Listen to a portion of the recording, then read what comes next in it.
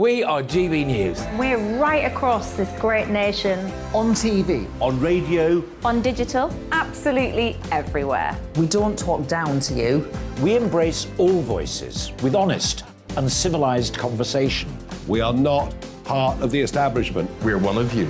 And we're only getting started.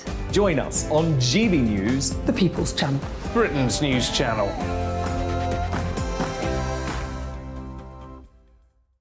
Hi there, it's Stephen and Anne. At breakfast from 6 a.m, you'll always be caught up with everything you need to know, the latest headlines, opinions and debates. We'll bring you the good news and the bad, but most of all, we're here for you. Remember, send in your views and let us know what you would like us to talk about. That's because we're your news channel. And every morning at 6 a.m, it's breakfast on GB News. My name's Tom Harwood and join me 9:30 a.m. every weekday for The Briefing, your one-stop shop for everything you need to know about what's going on in politics today. I wonder if this is a deal that might need to be like the biscuits in this factory, twice baked. Is there not an opportunity here to win out against the extremes? Tom Harwood, GB News. What are you going to do about it? Things should have been done differently, and they certainly are being done differently. Don't miss it. The Briefing with me, Tom Harwood, 9:30 Monday to Friday on GB News. Where would you like to go? Just take me to the studio, please, mate. You know where you're going. I've got a show to do. Friday Night Feast on GB News, 7 p.m. And it's like nothing you've ever seen before. We take a different angle on the week's biggest news stories. The viewers and listeners set me some absolutely mad challenges to do. We tried to rehome a rescue dog. And yes, there's some other wacky stuff in there as well. I feel like I could take on the world. Well, that's that. Friday Night Feast with me, Patrick Christie's, every Friday, 7 till 9 p.m. on GB News. Be there.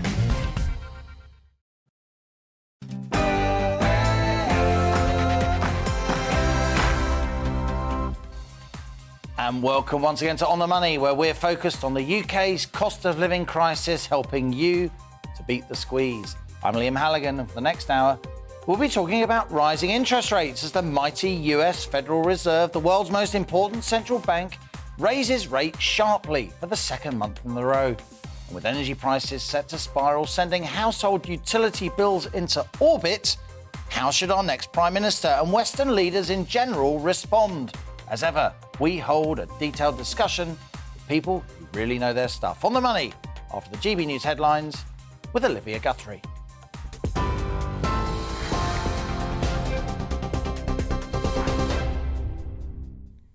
Liam, thank you. Good afternoon. It's 1 o'clock. Here's the latest from the GB Newsroom. Legal history has been made as the sentencing in a criminal trial was shown live on television today for the very first time. Judge Sarah Monroe QC's comments were broadcast from the Old Bailey in a manslaughter case. This was the sentence she handed to Ben Oliver after he pleaded guilty to killing his grandfather in South London. The sentence I pass upon you is therefore one of life imprisonment with a minimum term of 10 years and 8 months. From that term will be deducted the term you have spent on remand, which is 553 days. That deduction results in a term of 9 years and 63 days. The parents of Archie Battersby are taking their case to continue his life support to the Supreme Court. The 12-year-old boy was left in a comatose state after suffering brain damage. Holly Dance and Paul Battersby want the court to allow them to make an application to the United Nations against a ruling that doctors be allowed to withdraw Archie's treatment. Rishi Sunak and Liz Truss are going head-to-head in Leeds tonight in the first round of 12 Tory hustings. Tax and spending are expected to be the big battlegrounds as the leadership candidates tour the country, hoping to secure party members' votes. The ballot to decide who gets the keys to number 10 closes on September the 2nd. Speaking in Leeds, Foreign Secretary Liz Truss says it's not time for another windfall tax to help with the cost of energy bills. I understand that families are really struggling at this time. We've seen a rise in global energy prices. That's why I would reverse the national insurance increase, putting more money back into people's pockets, but also have a temporary moratorium on the green levy to cut people's energy bills. But what we also need to do is making sure we produce more domestically produced gas so that we are able to increase supply and keep prices as low as possible. Well, speaking in Birmingham ahead of the Commonwealth Games today, Boris Johnson says that whoever will take his place will continue to level up the country. We come now to the next stage in the great relay race of politics. I didn't think it was meant to be a relay race, by the way, when I started it. They seem to have changed the rules halfway through, but never mind. Never mind. The baton. I can assure you that the baton is going to be passed seamlessly and invisibly to the hand of somebody else. Sir Keir Starmer says frontbencher Sam Tarry was sacked from the shadow cabinet because he booked media appearances without permission and made up policy on the hoof. It's after the shadow transport minister defied Sir Keir's ban on joining the picket line with striking rail workers. Train services are still disrupted today after yesterday's strike caused travel chaos. Unions have announced a further strike this Saturday and on August the 13th. Sir Keir Starmer says trade unions will also always be part of the Labour movement. I think it's quite right for trade unions to stick up for their members and to fight for their members. Of course it is. And it's their members who are really struggling under this cost of living crisis. So, of course, trade unions are right to stick up for support and negotiate on behalf of their members. And I'm fully supportive of that and working with our trade unions. Meanwhile, workers at Britain's biggest and busiest container port have voted to strike in a dispute over pay. Members of the Unite Union backed industrial action at Felixstowe in Suffolk by 9-1. The union says an offer of a 5% pay rise is an effective wage cut because of the soaring rate of inflation. Britain's electricity system operator is warning supply might be tight this winter. It's forecasting capacity may narrow significantly towards the very end of the year, but it believes it should be able to keep the lights on. The ESO says that 4 coal power stations are ready to go if they're needed. The 22nd Commonwealth Games will start in Birmingham tonight. The opening ceremony, which begins at 8 p.m. at the Alexander Stadium, will be attended by the Prince of Wales. Tom Daley is among those carrying the Queen's baton to kick off the Games. And the actor Bernard Cribbins has died, aged 93. Famous for narrating The Wombles and starring in The Railway Children, Doctor Who and the Carry On films, his career spanned 7 decades. This is GB News. We'll bring you more as it happens. Now it's back to Liam.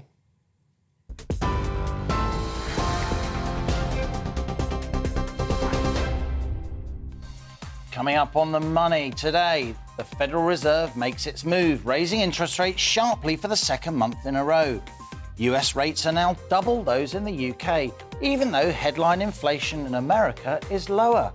That piles pressure on the Bank of England to raise borrowing costs more and significantly when policymakers here make their latest interest rates decision next week.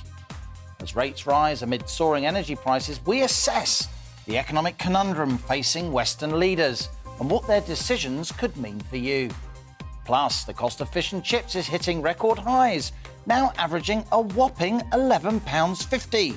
As food prices increase and the cost of cooking oil, over half our beloved chippies could soon close down.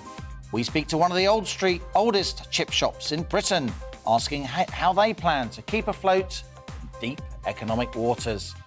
Plus, each day on The Money features an in-depth Money Talks interview. Today, we meet Mike Hawes. He's Chief Executive at the much-revered Society of Motor Manufacturers and Traders, one of Britain's oldest trade bodies. Mike's amassed nearly 3 decades in the automotive industry, from Bentley to Toyota. He's got some stories to tell about a grand old UK industry that still employs around 1 million workers. That's later in the show. And as ever, I want your questions, opinions, ideas. How do the issues we're talking about in today's On The Money impact you? Email gbviews@gbnews.uk or tweet @gbnews. I'll read out some of your messages later in the show, so stay with us, because this is GB News. I'm Liam Halligan, and you're On The Money.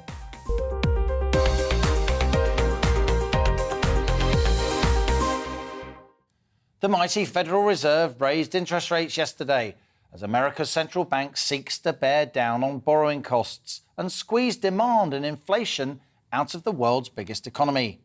US interest rates have just gone up 0.75 percentage points. That's 0.75% for the second successive month, as policymakers in Washington bear down on prices.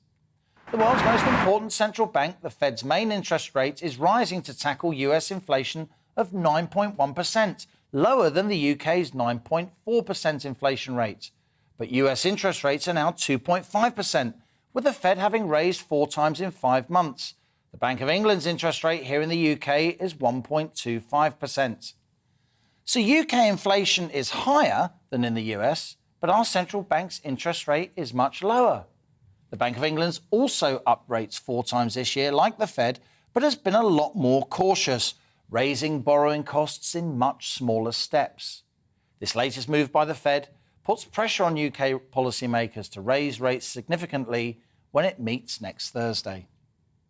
So we're heading for a world of higher interest rates, but also higher energy bills, as wholesale energy costs keep rising, not least due to ongoing conflict between Russia and Ukraine. Last October, energy regulator Ofgem set the energy price cap, which regulates average household fuel bills, at £1,277. In April this year, that cap rose significantly to £1,970. Now, with war in Ukraine having sent wholesale gas prices soaring, gas that's used to generate 40% of our electricity, household bills could rise above £3,000 a year from October, when a new Ofgem cap takes effect. This cap, it's hugely important. It impacts around 22 million UK households. But guess what? The price of gas is still rising. Yesterday, it went up about 2% after Russia put yet more limits on supplies pumped to Western Europe. Wholesale energy prices show no signs of falling anytime soon. So much so that respected industry analysts are now predicting that Ofgem energy price cap could rise yet further next year, sending wholesale fuel bills to an astonishing £500 in January 2023 alone, and over £4,000 across the year as a whole. Whoever's our next Prime Minister, be it Rishi Sunak or Liz Truss, they're going to face a serious energy crisis this autumn, scrapping VAT on fuel bills, suspending green levies on electricity. It simply won't be enough.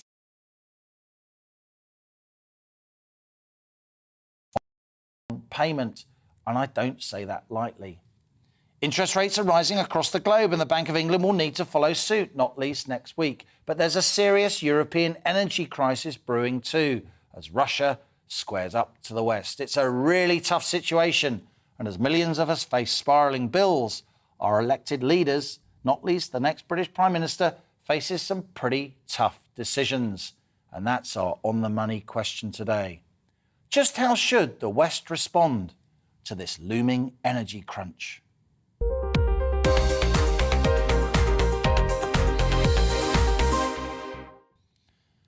Grown-up conversations with people who know their stuff, and I'm joined today by a wide range of experts from across the globe. Nikolai Hubble, editor at Fortune and Freedom, author of How the Euro Dies, a very respected international analyst joining us from Australia. Nikolai, always welcome. And making another return to the show, US-based Marco Vincenzino, geopolitical analyst, bringing a US perspective. And in the studio, she's back talking about all consumer issues. Jasmine Birtle, On the Money regular, founder of MoneyMagpie.com. Marco, let's go to you first as the honorary American on the panel. The Fed is not messing about, is it? We've seen a 75 basis point rise last month, another one this month, even though inflation in the US is lower than it is here in the UK. Interest rates will actually increase, I think, even more. The Fed will make another move before the end of this year. So we haven't seen the end of this yet. Right now, I think the Fed is getting very aggressive. They're getting extremely concerned about the situation. I think they underestimated the level of of inflation about a year ago. And so at this point, they're trying to maybe as aggressive as possible to tame that inflation, but also one needs to be careful because that obviously can impact economic growth. So they're trying to strike a balance between the two, and it's not an easy one because the level of uncertainty, many elements. It's not just the fallout of the pandemic, the economic fallout of the pandemic. It's the course of the Ukraine war also. If it'll get worse, the prices of energy even go up more. In certain respects, we can see somewhat, maybe a pessimistic view would be saying that a perfect storm is aligning as days and weeks and months go by. Marco, given your US perspective, how concerned are you that as the Fed raises interest rates sharply, and as you say, I agree, there's a lot more to come, could the world's biggest economy be tipped into recession by these rate rises? Could these sharp rate rises now upset Wall Street, upset global markets more generally, sending share prices down? We're waiting for the numbers from the National Bureau of Economic Research. And obviously, if they say there's another contraction, statistically, we may be in a recession. If there's a slight contraction, technically, we may not enter it. But I think the bottom line is for ordinary people. For ordinary people, the data doesn't mean much. Life is not easy. Life is not getting it. It's not going to be getting any easier, whether it's the price of the pump, the price of your food, and that's going to have serious economic impact. In my opinion, some economists may go as far as saying that we're going to see a combination of the worst of the 1970s economic downturn together with the worst of 2008. That's the worst case scenario. In my opinion, what happens here is that this economic downturn is not going to leave overnight. It's not going to happen in the foreseeable future. This is going to endure for quite a long time, much longer than people may want to admit or anticipate. And the question is the severity of it. So I think the key question in the debate is how bad is it going to get in the medium to longer term? Nikolai Hubble, you heard Marco Vincenzino there. He referred to the fact that vital US GDP number comes out tomorrow morning, US time, tomorrow afternoon, British time. Is the world's biggest economy going to go into recession?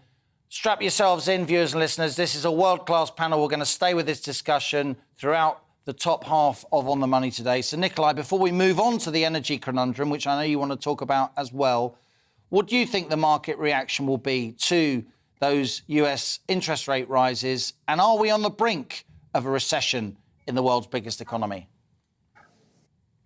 Well, the White House and the Fed have been trying to redefine what a recession is in anticipation of a negative GDP print, which used to be the unofficially accepted version of a recession. But now they're going to sort of refer to what else there is that might be included in the definition of a recession, such as unemployment. And actually, today I just found out that during the recessions in the 70s that Marco mentioned, payrolls were actually positive for quite some time going into the recession. So manipulating that definition is not going to work out so well, I don't think, looking back through history. And just like Marco said, it's those average people that are suffering regardless of what the data actually said. The politicians will be talking about the point scoring on whether it's a recession or not. Everybody else will be feeling the pinch. And I think that monetary policy tightening will only make that pinch worse. I mean, what are we going to do? Eat less? It's not going to help to have cost of living in terms of debt going up as well. Jasmine Birtle's in the studio. Before we move on to the energy crunch and what that means for household bills, not least here in the UK, and we will do that after the break, let's just focus for now on that huge interest rate increase by the Federal Reserve compared to the Bank of England anyway. What's your sense of what it will do to financial markets? You've now got the US authorities pretending that they don't know what a recession is. We both know, lots of our viewers and listeners know, it's 2 successive quarters of negative growth. They're now trying to change the definition so newspaper headline writers don't put US recession over the front pages. Where do you think this is going to go when that US GDP number comes out tomorrow? Oh, gosh, there are so many imponderables at the moment. I mean, I feel that with this increase, it's almost like too little too late and too much too late. It depends, how you look at it, because it's 75 basis points, which sounds like not very much, but actually that's, it's a good half again of the interest rate. So it's going to have a major impact on people's mortgages.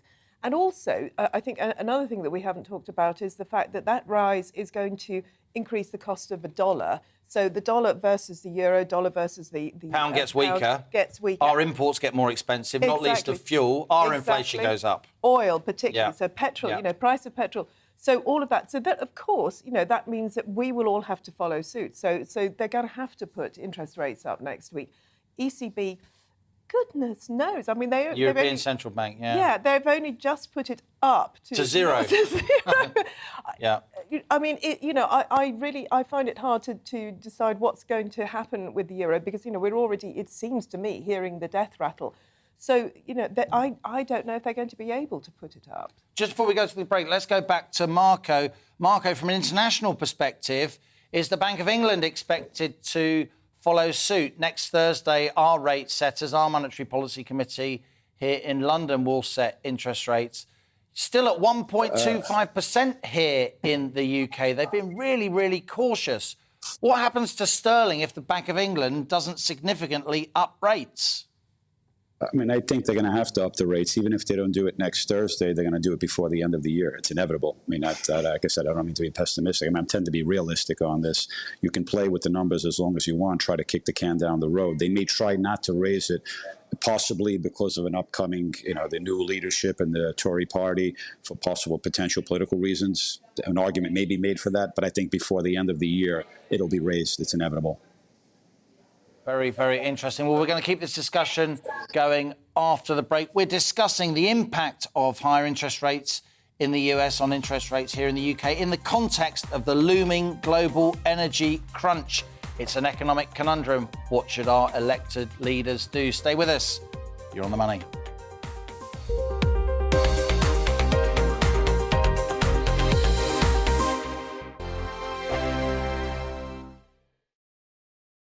We are GB News. We're right across this great nation. On TV. On radio. On digital. Absolutely everywhere. We don't talk down to you. We embrace all voices with honest and civilised conversation. We are not part of the establishment. We're one of you. And we're only getting started. Join us on GB News, The People's Channel. Britain's news channel.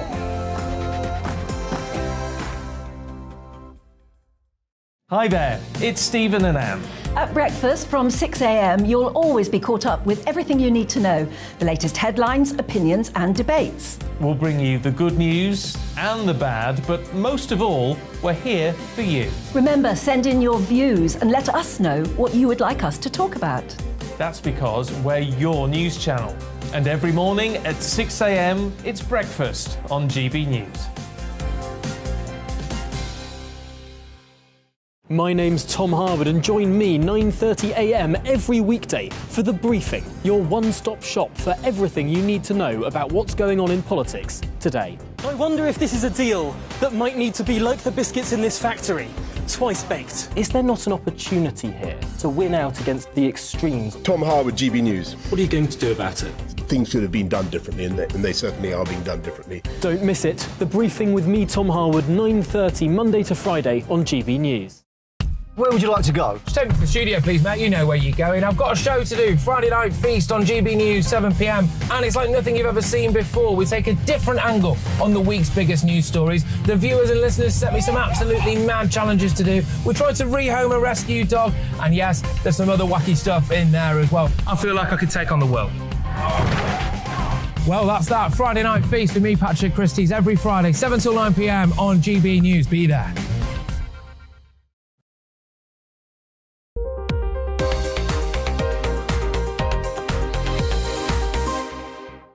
Welcome back. It's 1:21. You are on the money with me, Liam Halligan, and we're discussing this economic conundrum that's facing our next Prime Minister and Western leaders in general as interest rates rise. The Fed, the Federal Reserve, the biggest, most important central bank in the world, put rates up by 0.75 percentage points overnight. And also energy prices are rising, of course, as geopolitical tensions escalate. I'm still with my expert panel, and let's bring in now Norman Baker. Norman, great to have you here on the money. I wanted to bring you in because you are a former minister. You do understand politics at the highest level. What do you think's going on now in the minds of Liz Truss and Rishi Sunak? They can see that there's a big energy crunch looming. They can look at these wholesale energy prices. They know that Ofgem energy price cap's going to go up sharply in October and then probably again sharply in January. And still they're talking about You know, Rishi Sunak's only just got round to saying he's going to cut VAT on fuel bills, which will take 150 quid off a bill per year that could be almost £4,000. Yes, I mean, cost of living is now risen to be the top issue on the political agenda, I think, and energy is a large part of that. I don't think, however, that governments can solve everything. I mean, as you say, there are external factors here, not least of all the war in Ukraine. You know, that's way outside the control of the British government or any other government for that matter. And we are going to see a larger percentage of people's disposable income spent on energy. That's the reality of it. If you're talking about the short term, then clearly VAT off household fuel is a help, but it doesn't go far enough. And I suspect that the government cannot just bail everybody out. I mean, there's going to have to be a cost to individuals from this. But if you're looking in the medium term, and I have to say this is a comment which I made when I was energy spokesman for my party 15 years ago in the Commons, the sensible energy strategy in this country, I think, and I said so for environmental reasons, but it applies equally for other reasons, is first of all, we have to invest in the way we haven't done in energy conservation, energy efficiency. That's the most effective way of keeping prices down, by making sure people don't have to spend too much on their energy in the first place. Our housing stock is deeply energy inefficient in this country compared to other countries. The second thing we have to do is to make ourselves as self-sufficient in energy as possible, so we're not reliant on overseas gas or oil or anything else for that matter. And that does mean an expansion of renewables, which in recent times have become very, very economically attractive. Offshore wind is now very competitive with any other form of energy. Onshore wind, which for some reason we don't seem to want, will be even more competitive. So we're going to have to look at onshore wind, look at geothermal energy, that's hot rocks under the surface, look at solar panels, and that way we can become self-sufficient as well, by the way, as cutting carbon emissions. Nikolai Hubble, Norman Baker makes some good points, of course, but in the here and now, in terms of energy bills, you know, in a month's time and in 6 months' time, people are going to want assistance. I suspect there's going to be a lot of non-payment. I suspect the UK government is planning for now, or certainly should be planning for, contingencies in the event of possible blackouts. You've long been editor at Fortune and Freedom newsletter. You write some really interesting stuff. You have a very international perspective. What do you think, as somebody intensely interested in the UK who spends a lot of their time outside of the UK, what do you think is going to happen this autumn and winter, Nikolai? I think it's going to get rough, but I think the real message here that people need to hear is that we're doing this to ourselves. You know, the sanctions, the limits on energy production, the price cap on energy, you know, we know that these things constrain the energy supplies, they make energy more expensive, they create energy shortages. So all we have to do is solve those problems. It's quite obvious what is causing the problem. It's government policies. And, you know, hopefully this will become part of the solution. And hopefully at some point, energy prices will force a solution on governments and force them to change their mind about these policies, as it already has on nuclear in many countries, for example, as it already has on coal for many countries already. So I think that the change has started. Whether it's too late for this winter, I don't know, but you know, it so often requires a crisis or a shock for people to wake up and demand a change in policy, and we might be going through that right now.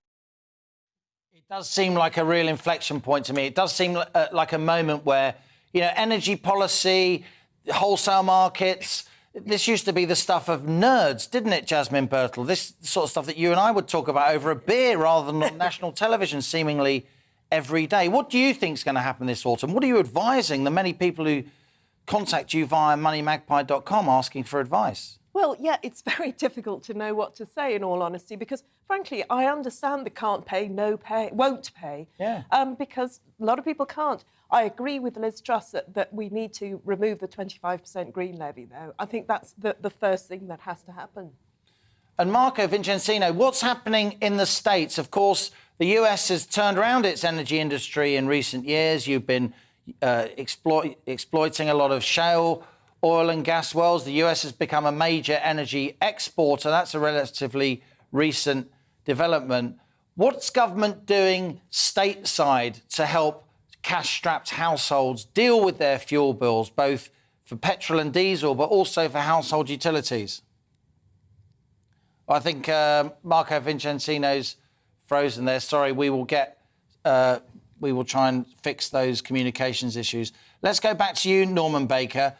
Yes, of course, we need longer-term solutions. Yes, of course, Norman, we need to insulate our homes. Yes, of course, we need to, transition over a period of time to more renewable energy, wean ourselves off hydrocarbons. But do you think Liz Truss is right, for instance, in the here and now, to suspend those renewable energy subsidies on our household electricity bills, which push up the price of electricity in the middle of this energy crunch for ordinary households? Even in Germany, Norman, they've suspended those renewable subsidies on household bills. And in Germany, the Greens are part of the government. Indeed, they are. Look, it's superficially attractive, no doubt, to pull the green levy. And I totally understand why people are warming to that idea. But the green levy is there to help the very problem that we're trying to solve, which is the inefficiency of housing, particularly for those on low incomes. So I think we're faced with the choice of either the government providing some means of support for those on low incomes in particular, which needn't necessarily be directly with energy bills. It could be, for example, through universal credit. Or we got to look at some sort of more general help with, for example, VAT, which brings the cost of living down. Or we're going to end up with a situation where people have to have a lot more bills that they can't afford to pay, with all the consequences that has, including can't pay, won't pay. Here to Nikolai Hubble, looking on at what's happening in Europe from Australia. He's joining us from Australia.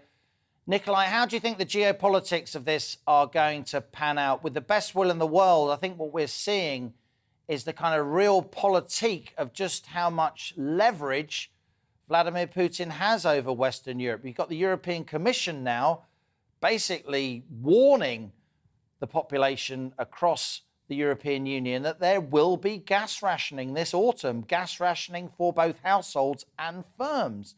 And that's going to send the economy deeper into a slump. Yeah, so I'm originally German, so I follow all the German news a lot, and I've lived all around Europe all my life, up until I was about 14, and then went back again recently for a few years. And I think what's clear right now in Germany is that they are already rationing a lot of energy, a lot of heating. I think the first township today or yesterday actually turned off heating in, I think it's public swimming pools. Some of the corporate landlords in Germany are applying to turn off the heating at night times, or turn down the heating at night times for a lot of their tenants. And some already have done so. So this is summer, and there is a lot of gas in storage already across Europe. The concern is that if Putin turns off the gas supplies, even the amount in storage might not be enough to get people through winter. So it basically means that Putin has a kill switch on the European economy and on living standards and I guess people's heating. So the idea that he's not going to get what he wants and at least have some sort of resolution to the Ukraine crisis over the next few months, I think it's extremely unlikely, and I think Europe is going to have to give in. The question is whether they give in time to secure enough energy to serve them over the winter. Some real politique analysis there from Nikolai Hubble, who is the editor of the Fortune and Freedom newsletter. Nikolai, great to have you with us. What a fabulous panel. Marco Vincenzino, geopolitical analyst, bringing us the perspective from the US, and indeed Norman Baker, former Home Office Minister. Jasmine Birdsall is going to stay with us. But thank you to all my guests there for a wide-ranging discussion. Coming up, today's Money Talks interview is with Mike Hawes. He's the Chief Executive of the Society of Motor Manufacturers and Traders. From UK supply chain issues to the rise in recent car production, we'll be hearing all about his 30-year career in the automotive sector. But first, it's the GB News headlines with Olivia Guthrie.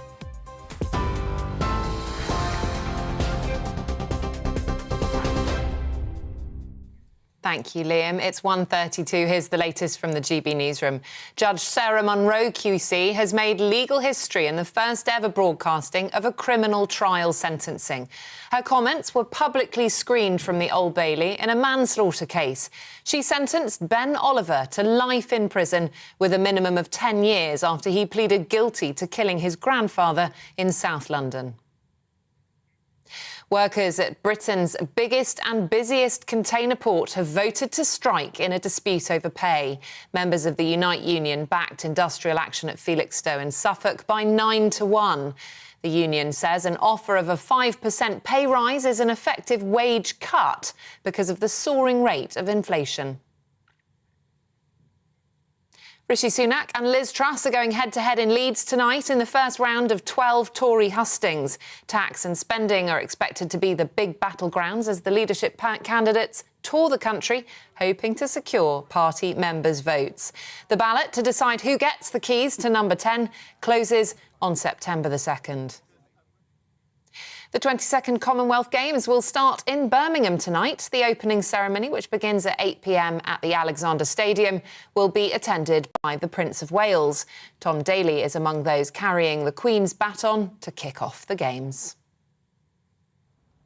And holidaymakers are facing 2-hour queues at the port of Dover amid warnings the weekend will be extremely busy. Check-in and border control for cross-channel crossings are once again suffering delays and disruption.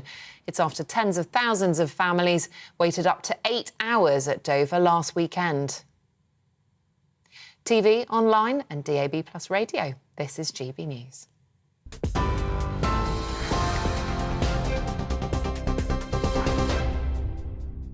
Direct Bullion sponsors the Finance Report on GB News for gold and silver investment.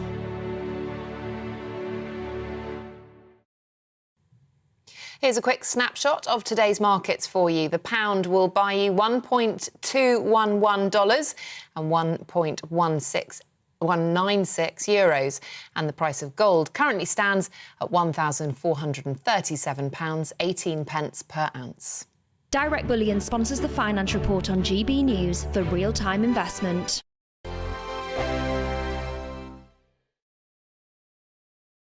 We are GB News. We're right across this great nation. On TV. On radio. On digital. Absolutely everywhere. We don't talk down to you. We embrace all voices with honest and civilised conversation. We are not part of the establishment. We're one of you. And we're only getting started. Join us on GB News, the People's Channel. Britain's news channel.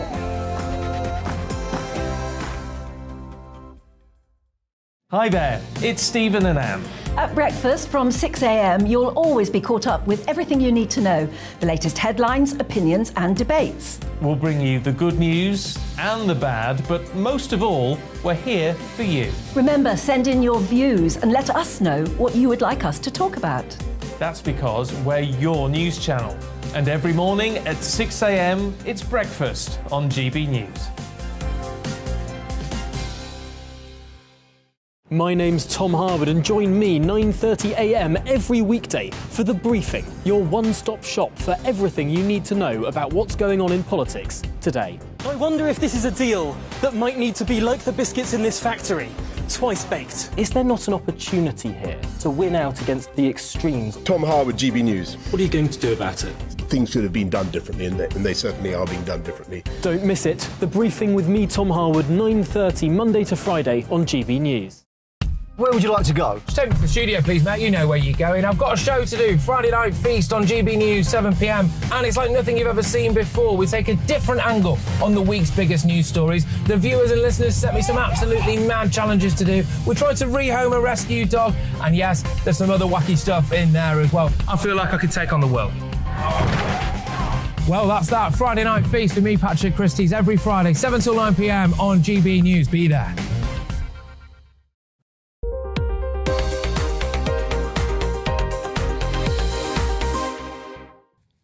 Welcome back. It's 1:36. You're on the money. The emails are flooding in thick and fast to that wide-ranging discussion we just had as interest rates are going up in the States, as an energy crisis looms. We discussed, didn't we, the issues facing Western leaders. But for now, let's talk about food. Because yesterday we learnt that McDonald's are raising the price of their main burger for the first time in over 14 years. The price, and now the price of the nation's favourite dish, fish and chips, though some people say it's curry, is expected to go up to £11.50. That's a massive 35% rise from the average of £8.50 just a year ago. Fish and chip shops are some of the hardest hit by this cost of living crisis because of soaring energy bills and rising inflation, with predictions that half of our beloved chippies could close down soon. And it's not just the cost of living crisis battering the industry. They face soaring prices of their ingredients, of course, with the cost of cooking oil almost tripling, not to mention the government's new tax on seafood imported from Russia is having a devastating impact on our fish and chip shops. We've got George Moray from Knight's Fish Restaurant with us today. He manages one of the oldest fish and chip shops in the country. Thanks for joining us, George. And Jasmine Birtles, our regular moneymagpie.com economist, is still with us. George, we've talked a lot here on The Money about fish and chip shops and the problems that they're having. It's no surprise, is it, that your prices are rising? And from what I know, talking to the fish and chip shops in my local town, you're trying really hard not to pass on those rises in your costs, but you haven't really got a choice. No, sadly, absolutely not. No, we try and find a balance. You know, we don't want to directly affect our customers and their expenditures because something simple, you know, a comfort food, a traditional staple of fish and chips is even affected in these days. It's quite, you know, it's not ideal for anybody. But, you know, when you look at the cost increases that we have to face, you know, our price increases are actually quite menial because, you know, the likes of fish over the past year has gone up 60%. Our fat is up 100%. You know, the ingredients we use in the batter, you know, they're rising as we go on, and even potatoes have seen increases over the past few months. So we do try and find that balance, but sadly we have to, you know, meet in the middle somewhere sometimes. Really big increases in the cost of your inputs, George, as you say. Are you seeing demand stalling? Are you seeing that people just can't afford to pay, in some cases, £11.50, £12 for cod and chips, as opposed to £8 or £9 just a year ago? Yes. So, you know, you do notice customers' expenditures are changing. People are heading for different options, you know, whereas most customers enjoy fish and chips on a Friday night, you might find them ordering a sausage instead. I think in the long run, you know, the effect will be noticeable, but we're a resilient industry. We are constantly looking at options, and I'm sure most other fish and chip shops are, where we can replace these items that are going up too much for us to allow, you know, a price increase that the customer definitely wouldn't pay. So, you know, we can look at other species of fish, for example, and many shops out there at the moment are doing so. And with all respect, you know, your business model, fish and chips, is about volume, isn't it? It's not about margin. You're not like with huge respect, you're not a refined restaurant where you're making your margin on bottles of wine and the service and the ambiance and the decor and so on. It's about piling them high and selling them cheap, isn't it? That's what fish and chips is about, and that's one reason we love it the way we do. I mean, are you worried about your business, George? I mean, I'm fortunate enough to be long in the line of a family business that's been around for 113 years, and some of my, you know, ancestors are up here on the wall and whatnot. They've obviously been through wars, they've been through recessions and various other problems, and we've always come out surviving, you know. And whereas, like you mentioned, fish and chips as comfort food, as quite a hefty meal, the industry has always tried its best to make itself also a healthy choice as well. So this is an avenue that we pursue as an industry in itself, is that we are one of the healthiest takeaways out there. And, you know, we use this to our advantage in order to, you know, keep the customers coming in, to ensure that they're not feeling like, you know, the amount of food they're having is, you know, overwhelming. It's a mixture of things that we're all trying to tackle, really. Jasmine, George Moray there, Knight's Fish Restaurant. I mean, it is an institution in Glastonbury. They've been around for a long time. But how about if you're a first-generation fish and chip shop? You don't own your shop. You got, you know, rent to pay, as well as business rates, as well as corporation tax, as well as, you know, doubling the price of fish, tripling the cost of your cooking oil. This is really tough, isn't it? It is tough, and it doesn't help that people like me are saying to consumers, oh, hold back your spending, you know, because I'm always aware of this. I'm saying to the individuals, hold back, but this is not helping business. And the other problem that they have is, as you've pointed out, as we found, you know, the producer price index is up about 20%, you know, which is, you know, more than double actual, you know, our And that CPI number inflation. becomes clear, the reason it is above 20%, when you listen to the likes of George talking about what he has to buy in order to keep his fish shop up and running. Well, quite, and I've been talking to farmers as well. I'm doing that more and more. Potato harvest is not great this year, of course, largely because of the heat. So that's actually going to be a problem, particularly for fish and chips, but also for other eateries. George, let's give you the final word on this. What's the end game here? What happens if lots of our fish and chip shops close? Are you concerned they might not reopen? Well, it's exactly what you say it is. You know, the small shops and even sometimes small, well-established businesses suffer the most. You know, if you do not have a tourist spot and, you know, particularly reliable trade throughout the year, you will notice this winter will be a real heavy impact, you know, as we listen into the news and hear that energy could go up even further, you know, the likes of which fish and chip shops rely on so, you know, absolute crazy amounts of gas, you know, the fryers that we use, unfortunately, some old ranges use a lot more. And, you know, these old, well-established businesses can't afford to pump the gas that these fryers demand. But as a whole, we're a resilient industry. I imagine hopefully we can hold on. But sadly, like with everything, you know, the costs will go up and fish and chips won't be quite the affordable meal it always was. Well, George, it's great to talk to you. All the best for your business. George Morey there of Knight's Fish Restaurant, Somerset's finest. And Jasmine Bertels, thanks a lot for being with us here today on The Money. Your emails, as I said, have been coming in thick and fast. Marianne emailed me at gbviews@gbnews.uk to say we need to make a concerted and planned effort to become as independent as possible for our energy and our food. It's within our means. We just need to get on with it. Chris got in touch to say some people are genuinely poor and in real need because of the cost of living crisis. People who are not poor need to stop complaining. There's nothing wrong with eating less, heating less, and travelling less. Richard said people are seeing the pound in their pocket lose value by the minute. Companies are making big profits at the expense of the everyday person. And Howard contacted us to say we got rid of coal too quickly. We should burn more coal for a while and then transition to renewable energy slowly. Keep emails coming. Tell me what you want to be discussed here on the show and how the discussions that we do have, the issues they contain, impact you. It's time now for my daily interview series, Money Talks.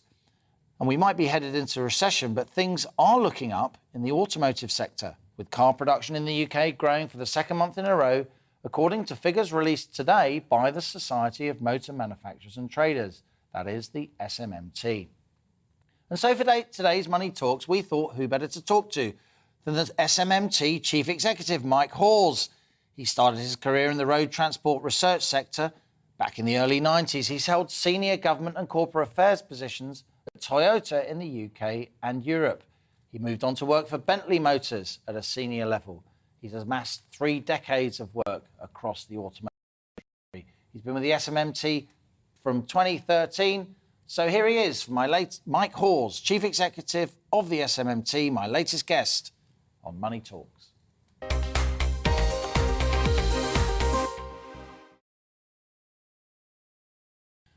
Mike, great to have you with us. Pleased to be here. I've cited SMMT figures pretty much every month since I became a financial journalist many moons ago. It is a widely respected trade body. And I think it's worth pointing out to On the Money listeners and viewers who may not be aware, you know, we're not maybe the car maker we once were, Austin, Healey and Morris and all the rest of it. But you are here representing a sector that employs the thick end of 1 million people in this country. Yeah, absolutely. When people think of the automotive industry, a lot of you do think back maybe to the 60s and 70s, a lot of the brands.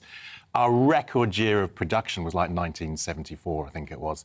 But, you know, the industry is still thriving. It is still a massive contributor to the economy in the UK, a massive, as you said, employer.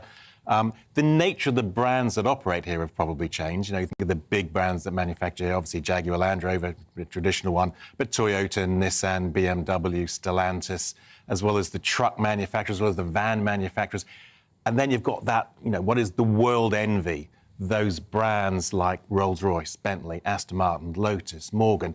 I mean, these brands are synonymous with quality, performance, and any other country in the world would kill for that sort of diversity of an industry.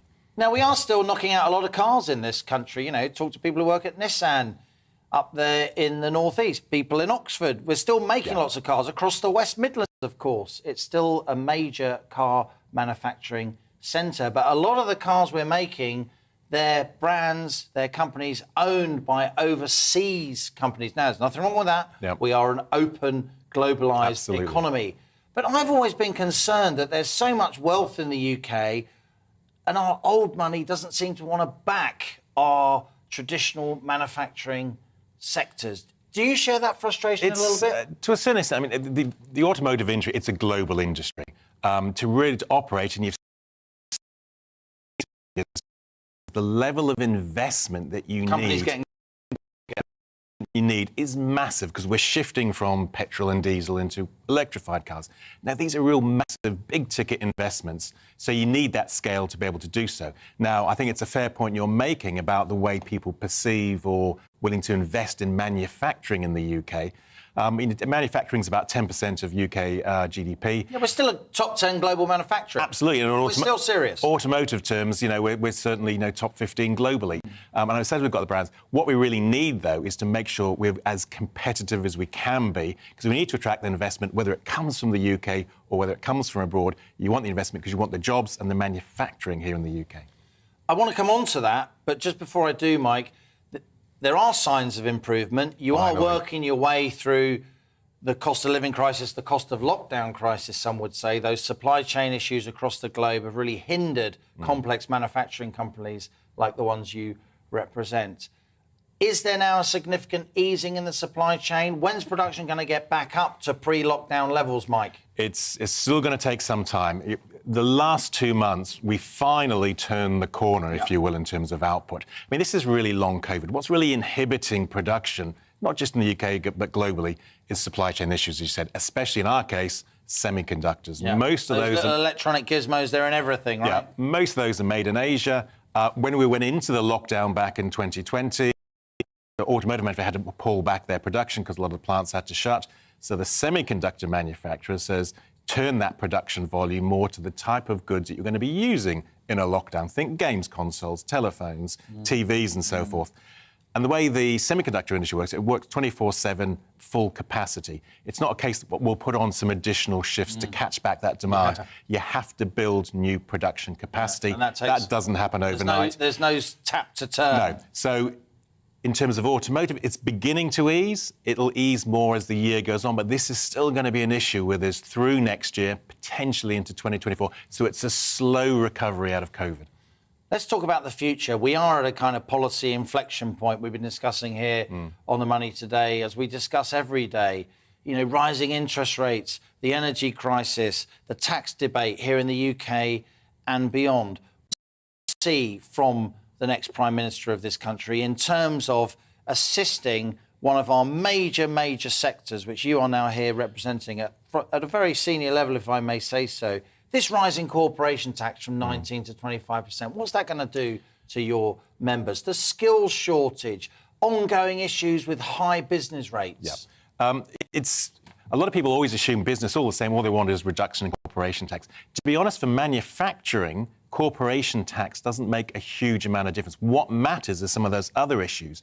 What do you need to encourage that investment? Business rates for manufacturing is the highest in Europe. Because the business rate, just to explain, not to you, of course, it's a tax levied on the value of your physical plant, of the property in which you do your business. And of course, if you're a manufacturer, the factory's worth a lot of money. And it's perverse because you build a shed and it's got a rateable value of X. You put the plant and machinery, and all of a sudden it's 10 times that. So it actually mitigates against that investment. That is one area.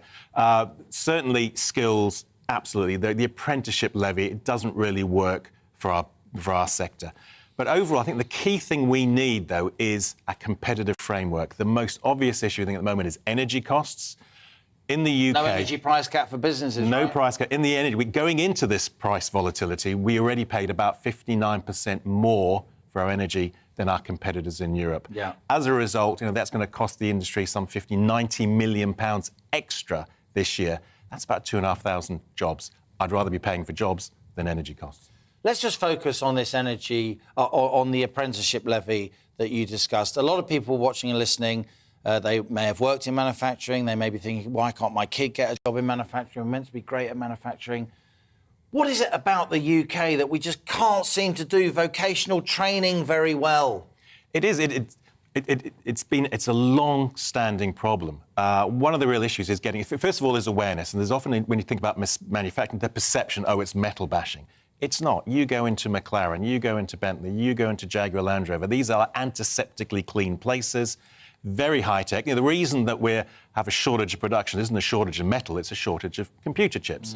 The sophistication, the type of skills that we need. But to have those, you need to get people interested in the sector and doing the right subjects at school. Think about physics, think about the STEM subjects, because your career possibilities then are almost limitless. And indeed, woodwork and metalwork. We need to. It's a very dignified thing to work with your hands, and I'm sure a lot of your engineers, a lot of your shop floor workers, the guys and girls in the blue overalls, they're making serious money, right? Because their skills are sought after, and you need to employ them. We generally pay sort of 20% more than the regional average wherever we're located, and we're located around the UK. But again, if you think about the vehicles, think about especially the high luxury vehicles that we have, the quality of the craftsmanship that's in there. Those are skills that the UK is the world's #1 in high luxury sports car manufacturing. We don't want to lose that title, and you need the people to make sure you've got the skills that will ensure you've got a future for that in the UK. We currently have them. We need to make sure the next generation is brought through. So a lot of young people will be watching this show. It's the summer holidays, people off school, people off university. Make your pitch, Mike Hawes, for a career in the UK automotive sector, for a career in UK manufacturing. I think for any young person, if you want precisely a career, not just a series of short-term jobs, but a career, automotive is as good as any. The variety is in there, from sales, marketing, manufacturing, purchasing, HR, finance. The technology is there. We're not a sunset industry. The transition that's taking place is incredibly exciting. It's more change going to happen in the next 10 years than the past 100. You want to be a part of that because it's a long-term career which will give you a tremendous amount of personal satisfaction and a great life too. Well, Mike Hawes, let me say here publicly, we really value what the SMMT does. On the Money is a young show. We haven't been going for very long, but it's great to have you, the SMMT Chief Exec, appear here today for our latest edition of Money Talks. Pleasure to be here. Thanks very much indeed. That's all we've got time for today. But just to say, after our earlier talk, the US stock index futures extended losses on Thursday after an early reading showing that US economic growth did contract in the second quarter, adding to market fears that the world's biggest economy is already in recession. More on that tomorrow. You can join me again for On the Money at 1 p.m. I'll be continuing to focus on the economy, on the cost of living crisis, and helping you to beat the squeeze. Thanks for your company today. This is GB News. I'm Liam Halligan, and that is On the Money. Hello there, I'm Greg Dewhurst and welcome to your latest forecast. Often cloudy across much of the UK through Thursday. There is the risk of some heavy showers, particularly across Dumfries and Galloway, but on the warm side. Looking at the pressure pattern, high pressure still dominates the weather across the UK, giving largely settled conditions. Wide isobars there indicating light winds too. However, there is quite a lot of cloud trapped underneath this high pressure, so fairly grey skies across the UK. The risk of a few showers across western areas. Some heavy showers possible across eastern parts of Northern Ireland, the Borders region, Dumfries and Galloway. So perhaps 15-20 mils of rain falling in short periods of time. So it's worth keeping an eye on the forecast and the heavy showers here. Temperature-wise, generally high teens to low 20s, 24 or 25 across the southeast. Through Thursday evening, a lot of cloud across the UK. Still some heavy downpours across northern parts of England, southern parts of Scotland into the early hours. Perhaps clouds stretching a little bit further south into the Pennines, 1 or 2 splashes of rain, but generally elsewhere dry. And temperature-wise, generally at the mid to low teens. So overall, still another fairly mild night. So a warm start to Friday morning. More in the way of sunshine, though, across southern parts of England and Wales. The cloud bubbling up as the day goes on. Still fairly cloudy down the spine of the